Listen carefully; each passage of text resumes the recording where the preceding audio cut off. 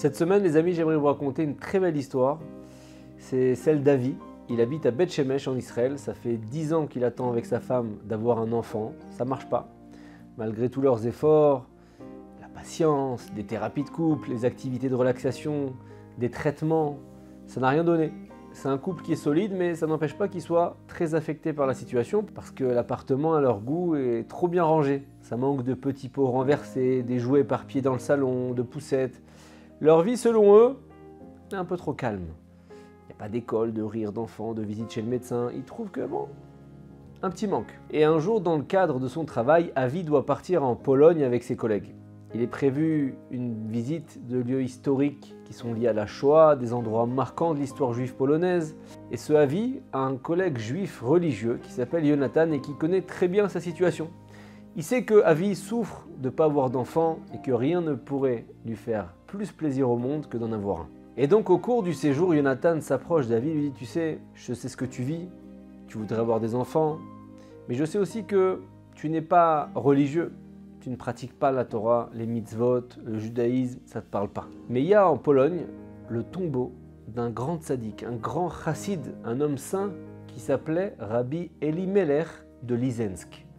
C'est l'élève et le successeur d'un autre rabbin qu'on appelait le Maguid de Mezerich. Et on dit que prier sur son tombeau peut ouvrir les portes du ciel.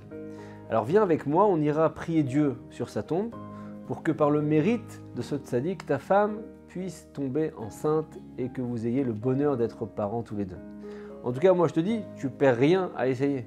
Avi ne croit pas trop à ce genre de choses. Pour lui, c'est un peu de la magie. Il croit en Dieu, mais il pense que pour tout ce qui est fécondité, c'est une question de santé scientifique, médecin, hôpital. Et donc Avi réfléchit et il se dit, bon, il a sûrement raison d'un point de vue, c'est que je perds rien à tenter le coup. Ça me fera visiter en plus un autre lieu important du patrimoine juif en Pologne. J'ai pas l'occasion de venir tous les jours. Et donc Avi répond favorablement à la proposition de son collègue et voilà qu'ils partent en excursion vers Lizensk, au sud-est de la Pologne. À peine arrivés dans la ville, les deux collègues se rendent immédiatement sur le tombeau du tzaddik Rabbi Elimelech. Avi ressent tout de suite une émotion. Certains peuvent ressentir, d'autres moins, mais lui ressent une émotion qui est intense, un truc un peu inexplicable. Il se sent comme une force, il se sent un peu comme touché par une force qui le fait un peu trembler, comme ça, quelque chose qu'il n'a jamais ressenti avec autant d'intensité. Il s'approche du tombeau, il touche le monument, il bégaye un petit peu, il ne sait pas quoi dire, il n'a pas l'habitude de pèleriner, donc ça explique le fait qu'il a un peu du mal à formuler une prière claire. Et il demande à Jonathan qu'est-ce qu'il doit faire. Son collègue lui dit « Tranquille, parle à Dieu ». Comme si tu parlerais à ton père, avec amour, avec crainte. Dis-lui ce que tu as sur le cœur et demande à Hachem que par le mérite du tzaddik qui est juste devant toi, que ta demande soit exaucée. À ce moment-là, l'émotion d'Avi se transforme en larmes. Il se met à pleurer. Il dit ce qu'il a sur le cœur. Il s'ouvre à Dieu, il parle à Dieu. Il raconte sa douleur, sa tristesse, celle de sa femme, leur désir de devenir parents.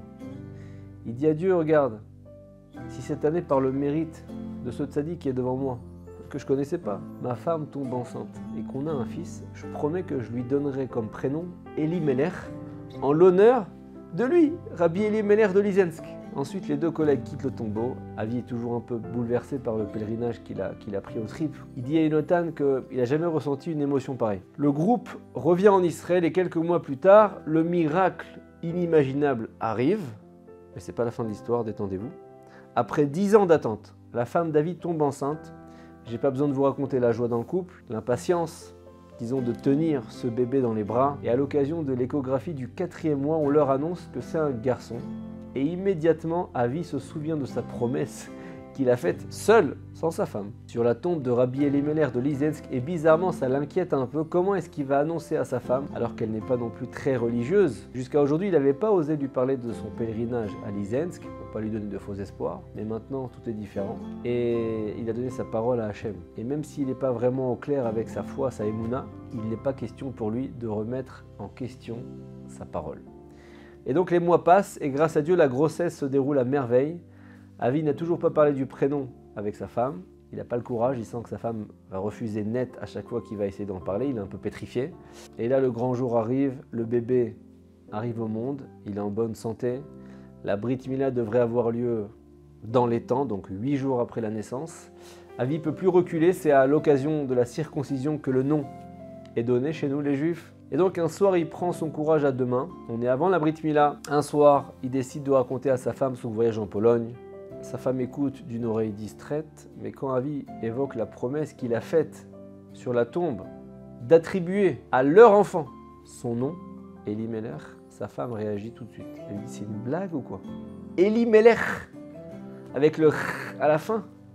Tu es sérieux? Mais tu donnes un prénom pareil aujourd'hui à quelqu'un? Il va aller à la sécurité sociale, Elimelech. C'est dépassé. Avi essaye de la convaincre, mais rien n'y fait. Comme il avait pressenti, sa femme refuse net. Déjà que c'est difficile en général de s'accorder sur un prénom qui est simple. Là, il est désemparé. Cette discussion avec sa femme le déprime. Il ne veut pas revenir sur sa promesse. Il a promis devant Dieu, je vais lui donner ce prénom. Et pas question non plus d'aller au clash avec sa femme. Il ne sait plus quoi faire. Il en parle avec son collègue Jonathan qui l'avait amené sur le tombeau. Il lui dit, t'inquiète pas, Avi, on va aller chez un rabbin qui est habitué à gérer ce genre de situation. Les deux hommes vont chez le rabbin, il écoute avec beaucoup d'attention et il dit, regardez, mettez-vous d'accord sur un premier prénom et moi je vais lui passer un coup de fil pour la convaincre de donner Elimelech en deuxième prénom. Comme ça, tu honoreras ta promesse sans créer de tension de couple. Avi trouve l'idée bonne et ça vaut le coup d'aller voir un sage de temps en temps.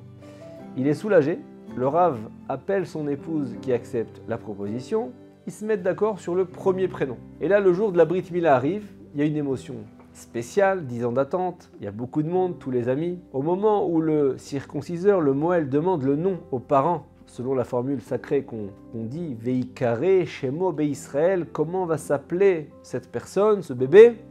La femme d'Avi crie depuis la Ezrat Nashim, le lieu des femmes à la synagogue, Noam! Et là, Avi ajoute avec beaucoup de fierté, Elimelech.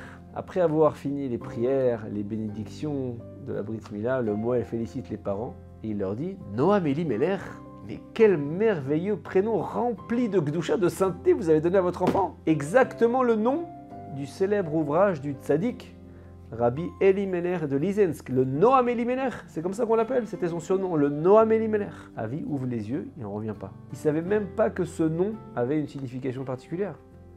Sa femme, elle voulait Noam, lui Elimelech. Et là, il frissonne en réalisant l'incroyable providence divine d'avoir honoré le tzaddik par le nom de son ouvrage de référence. Je ne sais pas si vous imaginez. C'est que Hachem orchestre les moindres détails de notre vie. Avi, lui, a non seulement eu sa promesse exaucée, mais il a aussi renforcé son lien avec le tzaddik, mais avec Hachem, en découvrant la force de la prière, la force de la parole. Ce qu'il a promis, c'est plus qu'exaucé. Et puis, il a aussi voulu faire attention à garder le shalom avec sa femme. On n'est jamais perdant à honorer nos engagements avec Dieu. Sachez également que le livre Noam Elimelech est une ségoula exceptionnelle pour les femmes qui veulent tomber enceintes et celles qui accouchent. Pour ma part, c'est un livre qui a aidé des enfants à moi à avoir moins de peur, de crainte pour celles qui ont des peurs. Toujours dormir avec le Noam Elimelech, ce livre-là, en dessous de votre coussin. Les tzadikim, les grands de notre peuple, même après leur mort, continuent d'intercéder pour le peuple d'Israël, comme le Talmud l'enseigne. Leur mérite perdure et leurs actions continuent d'éclairer le monde. Shabbat Shalom.